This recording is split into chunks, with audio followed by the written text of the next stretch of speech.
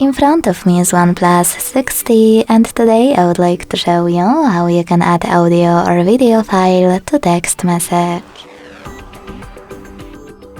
Begin by launching Messages app and selecting or creating a chat. Then click on this plus at the bottom left corner and select your video from here. If you can't find it, you can always click on this icon of a photo, look for it here, and when you find it, just hold it. Then tap on Select at the top right corner to attach it.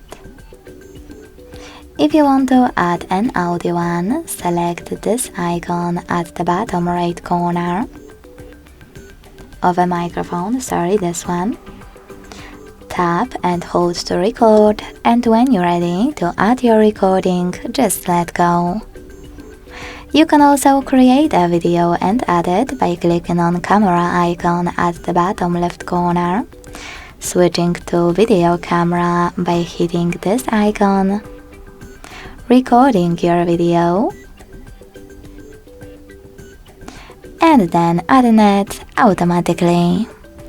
Thanks so much for watching. If you enjoyed this video, leave a like, comment and subscribe.